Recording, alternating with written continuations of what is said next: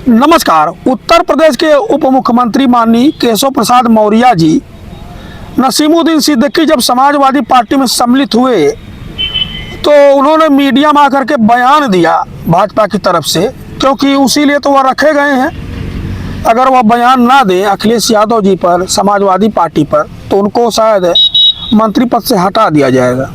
उन्होंने क्या बयान दिया? उन्होंने बयान दिया कि यह दगे कारतूस हैं, यानी अखिलेश यादव जी दगे कारतूस एकत्र कर रहे हैं और वक्त पड़ेगा तो यह लोग काम नहीं आएंगे। और वह नेता बयान दे रहा ऐसा जो खुद उप मुख्यमंत्री रहते हुए और महत्वपूर्ण मंत्रालय रहते हुए, लोक निर्माण विभाग जैसा मंत्रालय रहते हुए अपनी सीट हार गया सिराथू। अब पहली बार ही पल्लवी पटेल चुनाव तो लड़ी थी सिराथू में और चुनाव हार गए। वह आकर के अखिलेश यादव जी को ज्ञान दे रहे हैं कि अखिलेश यादव जी को इस तरह से राजनीति नहीं करनी चाहिए थी, उनको पार्टी में शामिल नहीं करवाना चाहिए था।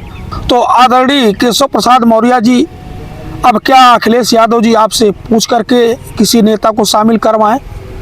वह आपसे पूछें कि कौन से नेता के अंदर दगा कारतूस नहीं है, कौन सा नेता का जनाधार है, कौन सा नेता का अच्छा जनाधार नहीं है। आपको ये पता नहीं है कि जब नसीमुद्दीन सिद्दीकी मंत्री थे तो उनके अंडर में 17-18 मंत्रालय था। आपके अंडर में तो एक मंत्रालय है। वह भी मिनी मुख्यमंत्री कहा जाते थे।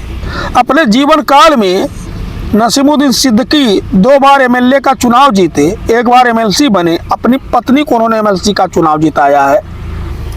आप अभी कृपा पात्र हैं और कृपा के भरोसे उप मुख्यमंत्री बने बैठे हैं। समाज की भलाई के लिए आपने क्या किया है?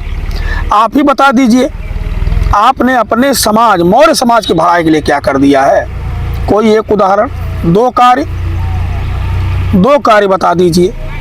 यूजीसी का मुद्दा आता था आप चुप हो जाते हैं, 69,000 शिक्षक वैकेंसी का मुद्दा आता था आप शांत हो जाते हैं। किसी मुद्दे पर आप बोलते नहीं, लेकिन जैसे अखिलेश यादव कोई काम शुरू करते हैं तो बस आपको जो काम दिया गया, आपको जो टारगेट दिया गया है, आप निकल करके आते हैं और एक बयान जो दाग देते हैं। यही आपको जो सूट करता है। अब आपको करना भी चाहिए, आप विपक्ष के नेता हैं और ड्यूटी तो आपको करनी ही है। तो क्या आप उसी तरह तो नहीं हैं, सिर्फ बीजेपी के लिए काम कर रहे हैं? आप प्रदेश और देश और यहाँ की जनता के लिए काम नहीं कर रहे हैं? यह तो आप अंदाज़ा लगाइए। बाकी आप तो खुद ही समझदार हैं, नेता तो बन ही गए हैं, अवसर का लाभ तो उठा ही रहे हैं। धन्यवाद, नमस्कार, जय हिंद।